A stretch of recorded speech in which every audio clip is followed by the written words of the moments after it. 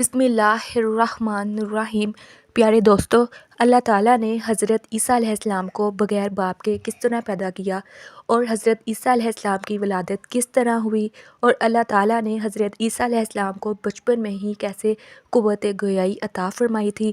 اور حضرت عیسیٰ علیہ السلام کی قوم نے کس طرح اللہ تعالیٰ کی نافرمانی کی اور اللہ تعالیٰ نے اس قوم کو بندر اور سور کس وجہ سے بنایا، ان تمام سوالات کے جوابات قرآن و حدیث کی روشنی میں ہم آپ کو آج اس ویڈیو میں دیں گے، لہٰذا آپ سے گزارش ہے کہ ویڈیو گھر تک ضرور دیکھیے گا۔ روایات میں آتا ہے کہ ایک دن حضرت مریم رضی اللہ تعالیٰ عنہ بیت المقدس کے ایک کمرے میں اللہ تعالیٰ کی عبادت میں مشغول تھیں تو اچانک ان کے کمرے میں ایک اجنبی شخص داخل ہو گیا۔ وہ اجنبی شخص دراصل حضرت جبرائیل علیہ السلام تھے، جو انسانی شکل میں حضرت مریم رضی اللہ تعالیٰ عنہ کے پاس آئے تھے۔ حضرت مریم ان کو دیکھ کر بہت ہی زیادہ ڈر گئیں اور ان سے کہنے لگیں، میں تم سے رحمان کی پناہ مانگتی ہوں۔ چنانچہ حضرت جبرائیل علیہ السلام فرمانے لگے، میں تو اللہ تعالیٰ کی طرف سے بھیجا ہوا ایک فرشتہ ہوں اور تجھے ایک پاکیزہ بیٹے کی خوشخبری دینے کے لیے آیا ہوں۔ یہ سن کر حضرت مریم رضی اللہ تعالیٰ عنہ کو مزید تعجب ہوا اور وہ کہنے لگیں، مجھ سے بچہ کس طرح پیدا ہو سکتا ہے، حالانکہ میرا تو نکاح بھی نہیں ہوا اور برائی کا تو مجھے تصور بھی نہیں، اور میرے جسم پر کسی انسان کا کبھی ہاتھ بھی نہیں لگا اور نہ ہی میں نے کبھی بدکاری کی ہے، تو مجھے بچہ کس طرح پیدا ہو سکتا ہے۔ حضرت مریم رضی اللہ تعالیٰ عنہ کی یہ بات سن کر حضرت جبرائیل علیہ السلام نے حضرت مریم سے فرمایا،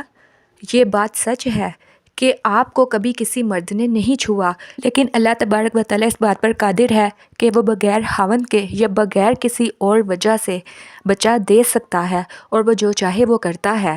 بے شک اللہ تبارک و تعالیٰ اس بچے کو اور اس واقعے کو اپنے بندوں کے لیے پاکیزگی کا سبب بنا دے گا۔ اس بچے کا بغیر باپ کے پیدا ہونا اللہ تبارک و تعالیٰ کی قدرت کی ایک بہت بڑی نشانی ہوگی، تاکہ لوگ یہ جان لیں کہ اللہ تبارک و تعالیٰ ہر چیز کو پیدا کرنے پر قادر ہے اور وہ جو چاہتا ہے پیدا کرتا ہے۔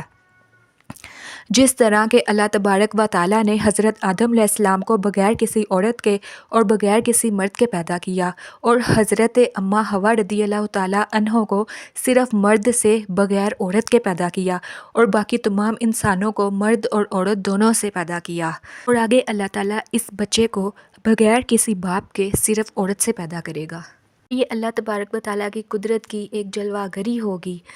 اس کے بعد حضرت جبرائیل علیہ السلام نے کچھ پڑھ کر حضرت مریم رضی اللہ تعالیٰ عنہ پر پھونک ماری تو ان کو حمل ٹھہر گیا۔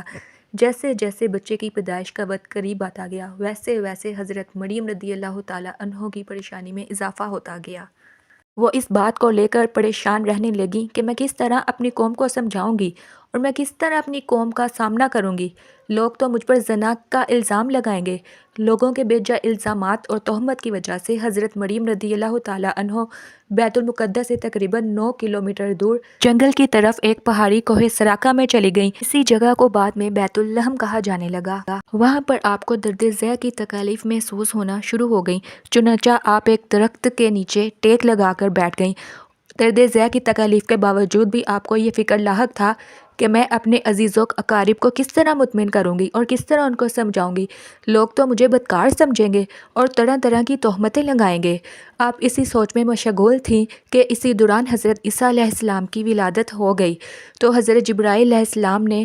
وادی کے نیچے سے آواز دی، اے مریم علیہ السلام، پریشان نہ ہو، تمہارا پروردگار تمہارے ساتھ ہے اور تمہارے رب نے تمہارے قدموں تلے ایک چشمہ جاری کر دیا ہے، اور اس کھجور کے تنے کو ہلاؤ تو اللہ تبارک و تعالیٰ آپ کے سامنے تر و تازہ کھجوریں گرا دے گا۔ آپ پریشان نہ ہوں اور اس طرح تازہ کھجوروں کو کھائیں اور چشمے کا ٹھنڈا پانی پئیں اور اپنے بچے کو دے کر اپنی آنکھوں کو ٹھنڈا کریں۔ اس طرح حضرت مریم رضی اللہ تعالیٰ عنہ کو 40 دن تک وحی قیام کرنے کا حکم ملا، اور انہیں کہہ دیا گیا کہ اگر تمہیں کوئی بھی انسان نظر آئے تو تم اشارے سے کہہ دینا کہ میں نے روزہ رکھا ہوا ہے اور آج میں کسی شخص سے بات نہیں کر سکتی۔ 40 دن کے بعد جب مریم رضی اللہ تعالیٰ عنہ اپنے بیٹے کو لے کر اپنے گھر تشریف لائیں تو بستی والوں نے دیکھا کہ آپ کی گود میں ایک بچہ ہے۔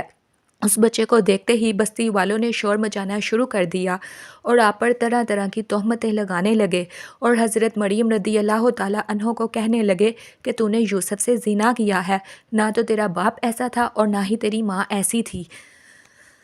اسی دوران تمام بستی والے حضرت مریم رضی اللہ تعالیٰ عنہ کے قریب جمع ہو گئے اور آپ پر طرح طرح کے الزامات لگانے لگے اور آپ کو اذیتیں دینے لگے، اور آپ کے خاندان والے کہنے لگے مریم رضی اللہ تعالیٰ عنہ اور ان کے مگیتر کو زنا کے جرم میں سزا دینی چاہیے۔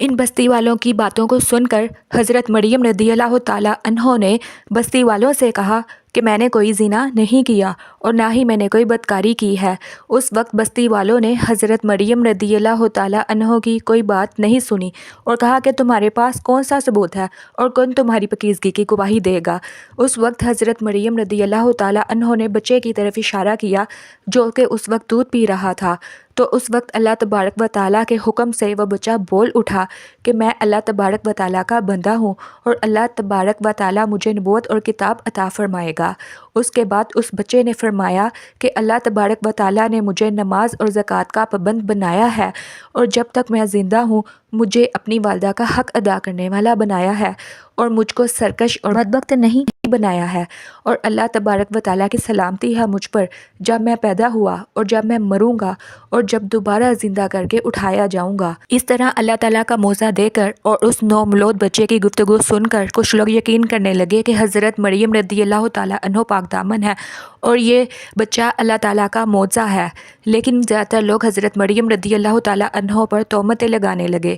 ان تمام تکالیف کے باوجود وقت یوں ہی گزرنے لگا اور جب حضرت عیسیٰ علیہ السلام کی عمر 7 سال کی ہوئی تو یہودیوں نے انہیں بہت زیادہ تنگ کرنا شروع کر دیا اور بیت المقدس کے حالات خراب ہونے لگے، تو حضرت مریم رضی اللہ تعالیٰ عنہ اپنے بیٹے حضرت عیسیٰ علیہ السلام کو ساتھ لے کر مصر کی طرف ہجرت کر گئیں۔ آپ نے اپنی زندگی کے 13 سال مصر میں ہی گزارے۔ اس کے بعد پھر اللہ تبارک و تعالیٰ کے حکم سے آپ دوبارہ فلسطین میں تشریف لے آئیں۔ پھر اللہ پاک نے 30 سال کی عمر میں حضرت عیسیٰ علیہ السلام کو انجیل عطا فرمائی۔ اللہ پاک نے حضرت عیسیٰ علیہ السلام کو بے شمار معجزات سے نوازا تھا، جن میں قابل ذکر معجزات یہ ہیں کہ حضرت عیسیٰ علیہ السلام بغیر والد کے پیدا ہوئے، ماں کی گود میں ہی گفتگو کرنا شروع کر دی، اور حضرت عیسیٰ علیہ السلام مٹی کا پرندہ بنا کر جب اس پر پھونک مارتے تو وہ اڑنے لگتا، اور حضرت عیسیٰ علیہ السلام پیدائشی نبینے کی آنکھوں پر ہاتھ پھیرتے تو اس کی نظر درست ہو جاتی، اور کور اور جذام کے مریضوں کو ہاتھ لگاتے تو وہ بالکل تندرست ہو جاتے، اور جو کچھ بھی لوگ کھاتے یا پیتے یا اپنے گھروں میں چھوڑ کر آتے ان سب کا آپ کو علم ہوتا اور سب کچھ آپ ان لوگوں کو تفصیل سے بتا دیتے۔ ان تمام معجزات کے باوجود بھی بنی اسرائیل کی قوم آپ پر ایمان نہ لائی اور آپ کو جھٹلاتے رہے اور اسی طرح آپ پر تہمت لگاتے رہے۔ کچھ لوگ تو آپ پر ایمان لے آئے لیکن باقی تمام لوگوں نے آپ کو قتل کرنے کا ارادہ کر دیا۔ انہوں نے ایک شخص کو حضرت عیسیٰ علیہ السلام کے پاس ان کو قتل کرنے کے ارادے سے بھیجا۔